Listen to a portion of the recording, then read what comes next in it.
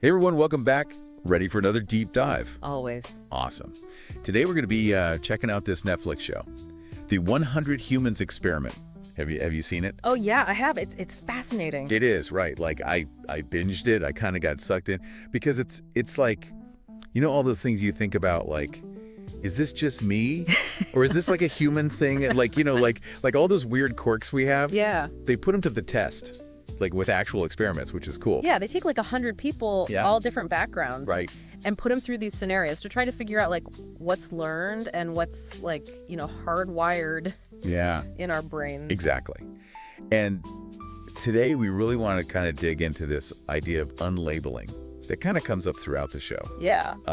Like how much of what we believe is actually, based on these labels that society throws at us, right? Totally. Like we all use these mental shortcuts, right? To try to like quickly categorize people and situations. It's like almost like a survival mechanism. Right. But the problem is like these labels can become like these blinders. Yeah. They keep us from seeing the full picture of who someone is. Like you think you know something about somebody because they fit into this category. Right, exactly. And then it's limiting both for them and for us, I think. Totally. And that's what I think is so cool about the 100 Humans experiment. It like forces you to confront those biases. It does. Those hidden assumptions we all have. And some of them are kind of funny, but some of them are like, whoa, kind of scary. Yeah. Like you don't realize until it's pointed out to you. Right. And then you're like, oh man, am I really judging people based on that? Exactly. And the show doesn't shy away from those uncomfortable truths. Definitely not. It's like holding up a mirror to society. I like that. A mirror to society. That's a good way to put it. Yeah. So let's get into some specifics. Like, for instance, episode 4, Are You Biased? I mean, that title's pretty self-explanatory. Yeah. But man, some of those experiments were just wild. I know. The one with the accents blew me away. Oh, yeah. Like they had people listen to different accents, Right. and judge like how smart or how trustworthy they thought the person was, Just based on their voice. just based on the voice. And like, you wouldn't think, I mean, it seems so obvious that, that shouldn't matter. Right. But people had such strong reactions. I know. It's like deep down, Yeah. we have these associations, like certain accents equal, intelligence or competence. Yeah. Or whatever. Even if we consciously disagree with that, right? Like on a conscious level, we might say, oh yeah, accents don't matter. But then you see the results of that experiment. It's like, whoa. And you're like, oh, okay, maybe there's something more going on here. Definitely more going on there. Yeah, it's eye-opening for sure. It is. It makes you really think about, those snap judgments we make Yeah, every day. absolutely. And it wasn't just accents. Like they also did that toy gun experiment. Oh, man. That one was intense. That one was stressful to watch. Like, they show you a picture Right. and you got to decide, like, split second, do I shoot or not? Based on, like, whether you perceive the person as a threat. Yeah. And like the results, again, showed how much bias plays into those decisions. Right. Like it's a simulated situation, obviously, but it has real world implications, right? Time. Because it shows you how, in those high pressure situations, those biases can really take over. Yeah.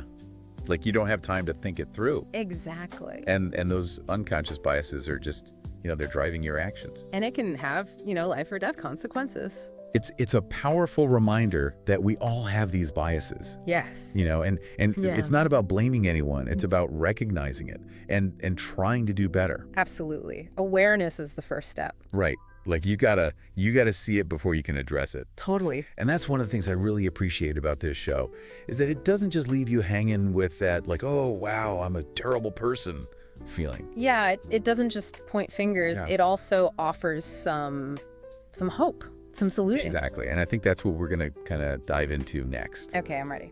So, we've seen how these labels can blind us. Yeah. But what does it look like to actually, unlabel ourselves and others? And what can we learn from the 100 Humans experiment? It's a good question. I'm glad you think so. Stay tuned. We'll be back right after this break. All right, so we're back. And we were talking about, how do we actually unlabel ourselves and others? And the 100 Humans experiment gives us some clues, some ideas. Like, remember that experiment where they had people guess like their peers' IQ scores? Oh yeah, that was a good one. And they were way off, like Yes. consistently underestimating each other. I know, it's like we have this tendency to assume the worst. Or at least not the best, right? Right, like we don't give people enough credit. Exactly. And I think that speaks to, how these labels can really limit us. Like we put people in these boxes and we assume we know what they're capable of. And we miss out on like all this amazing potential. Yeah, absolutely. So how do we break out of that? Like what are some practical things we can do to start unlabeling? Well, I think the first step is just like being aware of it. Yeah. Like recognizing those moments when you're making a snap judgment about someone. And then like challenging yourself to look deeper. Like questioning that first impression. Exactly. Like asking yourself, okay, what am I basing this judgment on? Is it actual information or is it just a stereotype? And even if it's not a negative judgment, right? Like even if it's something positive, it's still putting that person in a box. Right. Like even a positive label can be limiting. Absolutely. Yeah. I think another key thing is just like being open to being surprised. Yeah. Like expecting that people are going to defy your expectations. Yeah. Like approaching every interaction with a sense of curiosity. And a willingness to be proven wrong. Totally. And sometimes those surprises are going to be positive. Yeah. And sometimes they might be negative, but either way, you're learning something. Right. Like you're growing. Exactly. It's Yeah. all about growth. And the 100 Humans experiment, they do a good job of showing that. Like even the experts on the show, they're constantly being surprised by the results of these experiments. Which is cool, right? Like it shows that, even if you think you know a lot about human behavior, there's always more to learn. Totally. It's like this humbling reminder that we're all still figuring it out. And that's okay. It is okay. It's part of the fun. It is part of the fun.